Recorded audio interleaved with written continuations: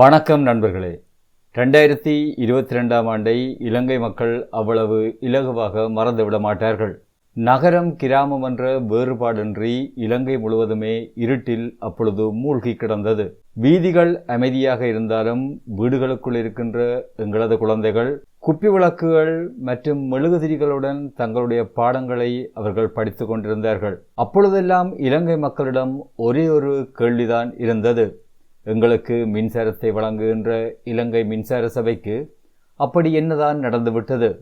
ஆனால் இந்த கேள்விக்கு கிட்டத்தட்ட 4 வருடங்களுக்கு பிறகு மார்ச் 9, 2026ஆம் ஆண்டு இதற்கான பதில் கிடைத்திருக்கின்றது.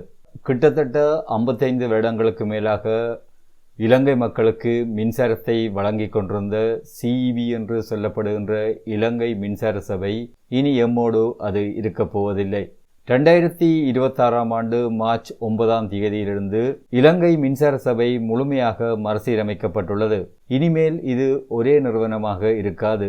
அதற்கு பதிலாக இது புது 6 நிறுவனங்களாக பிரிக்கப்பட்டுள்ளது. இந்த பிரிப்பின் மூலம் இலங்கை மின்சார சபை ஒரு எஃபிஷியன்சியான சேவையினை வழங்குமா, அல்லது பலர் சந்தேகிப்பது போல தனியார் மயமாக்கலுக்கான ஒரு ஆரம்ப புள்ளி இங்கு போடப்பட்டுள்ளதா? இன்றைய இந்த பதிவில் இது தொடர்பாக சற்று விரிவாக பார்ப்போம். இலங்கையின் மின்சாரத்தினுடைய வரலாறு மிக மிக பழமையானது. 1895ஆம் ஆண்டு இலங்கையில் முதலாக கொழும்பில் மின்சாரம் வழங்கப்பட்டது. MS பூஸ்டட் பிரதர்ஸ் என்று சொல்லப்படுகின்ற ஒரு தனியார் நிறுவனமே இலங்கைக்கு முதலாக மின்சாரத்தை வழங்கியிருந்தது. அதாவது இலங்கையில் முதலாக மின்சாரம் வழங்கியது ஒரு தனியார் நிறுவனம். இதன் பின்னர் 1936ஆம் ஆண்டு இலங்கை மின்சார சபை உருவாக்கப்பட்டது. ஆனாலும் இது நீண்ட காலம் நீடித்து நிலைக்கவில்லை. 1937ஆம் ஆண்டு பல அரசியல் நிர்வாக குழப்பங்கள் காரணமாக 1937ஆம் ஆண்டு இந்த இலங்கை மின்சார சபை கலைக்கப்பட்டது. இதற்கு பிற்பாடு முழு நாட்டுக்கும் மின்சாரத்தை வழங்க வேண்டும் என்ற ஒரு தூர நோக்கு அடிப்படையில் இலங்கை அரசாங்கத்தினால் 1969ஆம் ஆண்டு மீண்டும் இலங்கை மின்சார சபை உருவாக்கப்பட்டது. இதன் பிற்பாடு இலங்கையின் கிராமங்கள் தோறும் மின்சாரத்தை கொண்டு செல்கின்ற அந்த நீண்ட பயணத்தினை இலங்கை மின்சார சபை நடாத்தி காட்டியது. இதற்கு பிறகுதான் விக்டோரியா, ரந்தனிகல என்ற பெரிய நீர்மின் திட்டங்கள் மூலமாக கிராமமாக மின்சாரத்தினை கொண்டு போக இலங்கை மின்சார சபை காரணமாக அமைந்தது. ஒரு காலத்தில் ஆசியாவிலேயே ஒரு சிறந்த நிறுவனமாக இது பேசப்பட்டது. ஆனால் போக போக கழுதை தேய்ந்து கட்டரும்பான கதையாக மாறிவிட்டது இலங்கையினுடைய மின்சார சபையின் நிலைமை. மின்சாரம் தயாரிக்கின்ற செலவுகள் அதிகமாக இருந்த பொழுதும் ஆட்சி கட்டிலிருந்த அரசாங்கங்கள் மிக குறைந்த விலையில் அந்த மின்சாரத்தை கொள்ளளவு செய்து தங்களுடைய அரசியல் லாபங்களுக்காக மக்களுக்கு குறைந்த விலையில் விற்பனை செய்தனர். இது இலங்கை மின்சார சபையினை அதிகளவில் பாதிப்படைய செய்தது.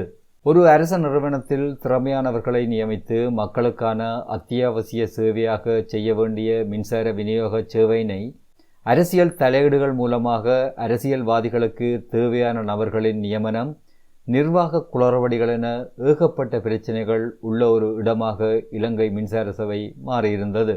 மழை இல்லாத காலங்களில் நீர்வீழ்ச்சிகள் வற்றிவிடுவதால் எரிபொருள் மூலமாகவே மின்சாரத்தினை உற்பத்தி செய்ய வேண்டும்.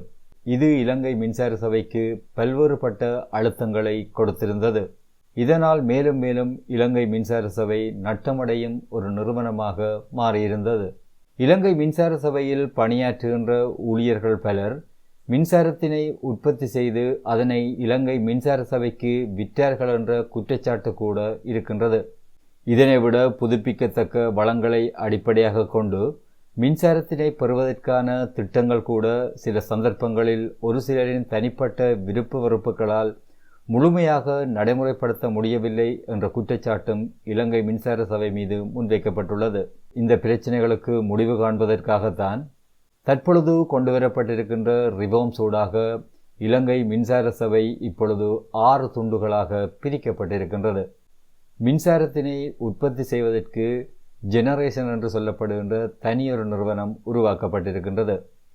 இதனை விட மின்சாரத்தினை தேவையான இடங்களுக்கு கொண்டு செல்வதற்காக, அதாவது டிரான்ஸ்மிஷன் ஆக்டிவிட்டிக்காக தனியான ஒரு நிறுவனம் உருவாக்கப்பட்டிருக்கின்றது. இதனை விட சிஸ்டம் ஆபரேஷனுக்கென்று தனியான ஒரு அலகு உருவாக்கப்பட்டிருக்கின்றது.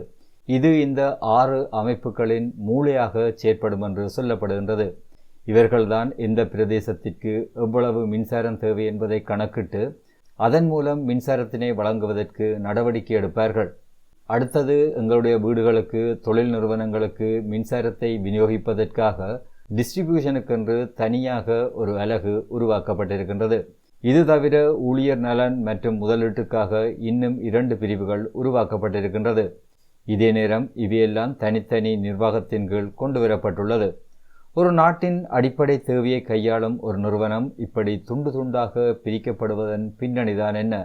எதற்காக இப்படி துண்டு துண்டாக பிரிக்கப்பட்டுள்ளது என்று சொல்லி பார்த்தால், இவ்வளவு காலமும் சிபி என்று சொல்லப்படுகின்ற இந்த அமைப்புக்குள் என்ன நடக்கின்றது என்பது பொதுவாக வெளியே எவருக்கும் தெரியாது. ஆனால் இப்பொழுது இந்த பெட்டி திறக்கப்பட்டு 6 சிறிய பெட்டிகளாக உருமாற்றம் செய்யப்பட்டுள்ளது.